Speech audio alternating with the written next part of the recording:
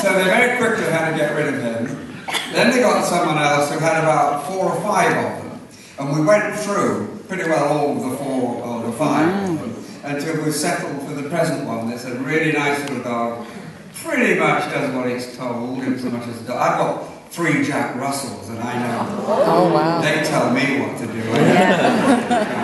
But it's a very sweet little dog, but they don't use it enough. You know, when we've got a scene in the bar there, if you've got a dog, it's there, it's around, it's doing something it shouldn't be doing. We only really see it when I'm out taking it for a walk down the canal on barge, so I can that was quite a funny story actually. The day we filmed that, because that's how Ken met Martha on the bar, the dog fell into the canal. The weather was a bit like you get here. The canal, it was very, very cold, and the canal was frozen solid. So they couldn't throw the dog in, so they got a little dummy dog. It just looked ridiculous. In the end, they filmed a separate thing in a tub of warm water, and it was sort of all right. The sweet little dog, but there were some problems, yes.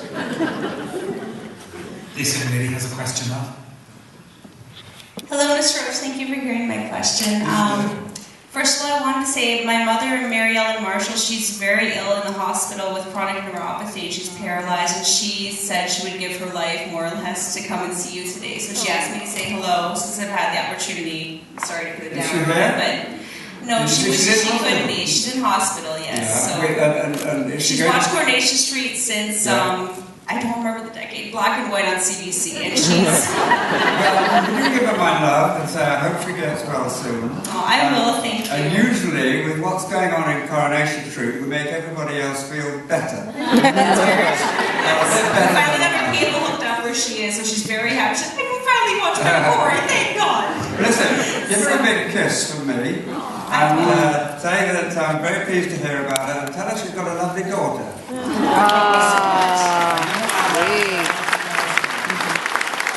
my very quick question, I'm a very big fan of you, and I looked you up on YouTube before I came here, and I saw a clip of you where you were singing Je T'aime Teddy Bear with 3 other people, 2 women and a man, and I'm such a big fan of that. I love it, and I was wondering if you could tell me the name of the band, because the clip I saw only said it was called Je T'aime Teddy Bear, but when I look it up, I can't find the name of the band, and it's just, I love it. You're a wonderful rapper, by the way, and I just wondered if you could tell me the name of what the band was. Darling, you speak very quickly. So Neville is going to summarize. There's a YouTube video of you doing a rap song. To Je T'aime. Okay? Girl, I don't want to do an interpretive dance for this song. Please, turn YouTube off. What it was, there was a friend of mine many years ago who was trying to get into the music business, and he said, would you help me? Would you just come to a couple of venues where you could just sort of be there and it might attract some sort of... So I did. I can't sing, I can't dance, I played the trumpet very badly, and they showed it in Coronation Street, and that was done...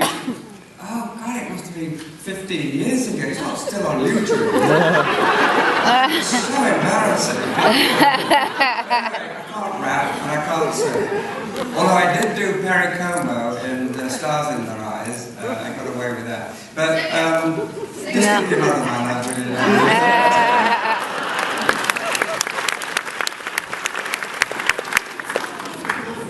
On that note, Faith has a question for you. Okay. Well, first, Mr. Roache, we think you're terrific, and we love Coronation Street. Does everybody, on Coronation Street, everyone's always eating French fries or chips or something, and toast, like any fruit and vegetables?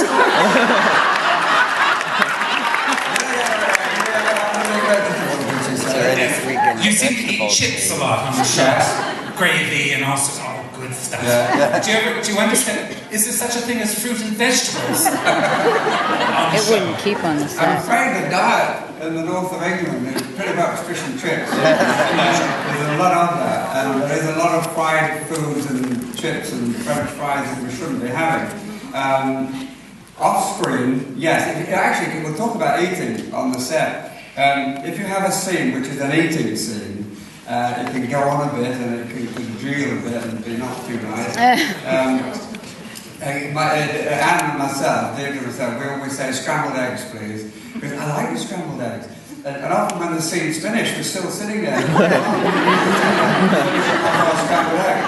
But you're right, they're not very health conscious about the eating. Maybe we should emphasise that a bit more and set a better example. Thank you for pointing that out. I'm right here. You're there. Does it scare you when I just pop? What are we going to do? Yeah. Sue's got a question here. Did you want me to just ask? Susan has a question. She wants to know, and listen to this.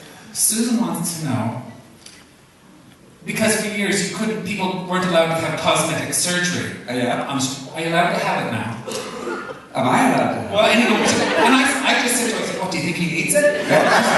She said, "No, not him, no, not you." There have been members of the cast who sort of suddenly taken 6 weeks off. They come back looking a little cleaner. I won't mention the name. I haven't, but I feel that maybe I'm not against people want to do that. That's fine. I think you should just let it all hang out and fall to bits.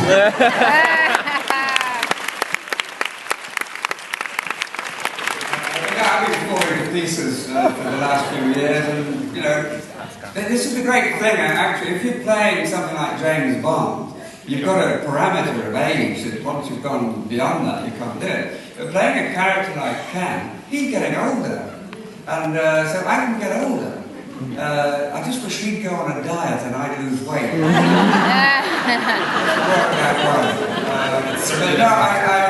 There are one or two have had, I think, but I certainly wouldn't dream of saying Hello. Hello, you're there now. Pam wants to know, yeah, if you can share maybe one smart little anecdote about Blanche. One what?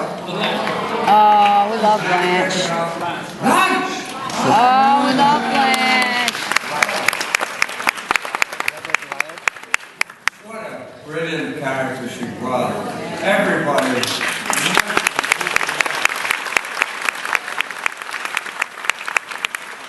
Most of us know an old relative like that will suddenly throw a hand grenade in. I mean, Ken could never do anything without us saying something about it. She accused him of being gay once, didn't she?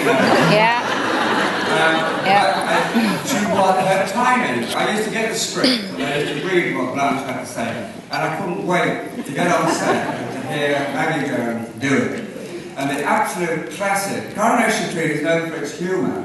EastEnders and other shows know that, and they try to do something funny. That isn't what it's about. What we can do, and what the writers do brilliantly, is extract the humour from within. And I think the all-time classic was the Alcoholics Anonymous.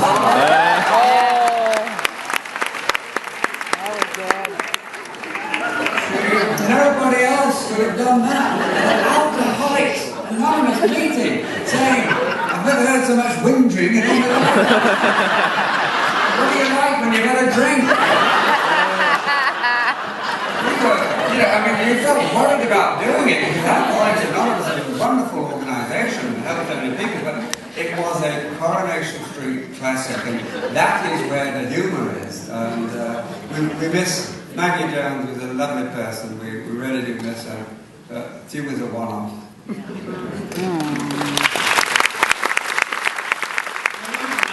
Very back on this side now. Mary wants to know, and first of all, she told me she's been watching the show for, you say 52 years? 51 years? 51 years she's been watching the show.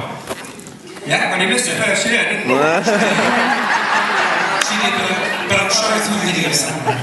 And she wants to know what's going on with Vera now. What's she up to? With Vera? Now that she's left the show. Elizabeth, yeah. Well, both Jack and Vera have left the show. Has Jack left the show? Yeah, he has. Beautiful. They were a classic. They were the comedy as well.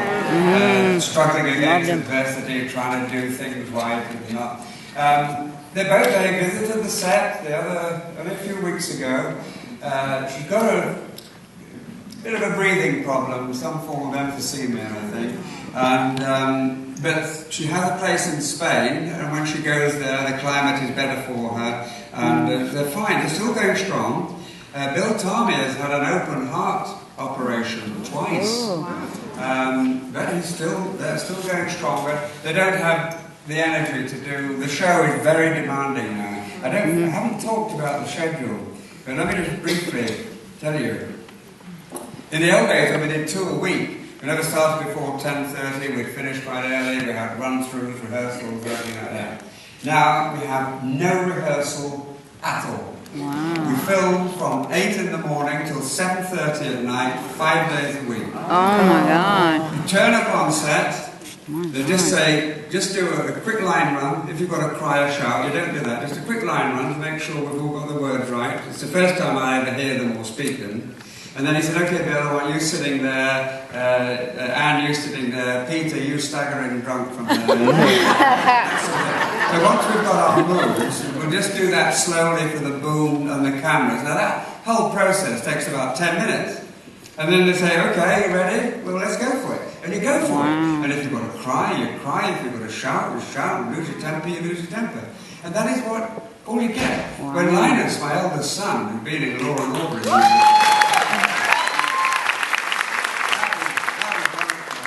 my 2 sons with me in the street, that was my absolute bliss. It was wonderful. And he is such a good actor, Linus, and has done so much. And he could only find 2 weeks off, so we did this storyline very quickly. The first scene we had was just sitting opposite each other in the bar in the Rovers, no movement at all. So the director said, okay, just quietly do your lines. We've been working on everything at home. So we just quietly did the lines, and the cameras were fixed, there was very little to do. And then he said, oh, you want to go for it? I said, yeah. So we went for it, bang. He said, great, thank you.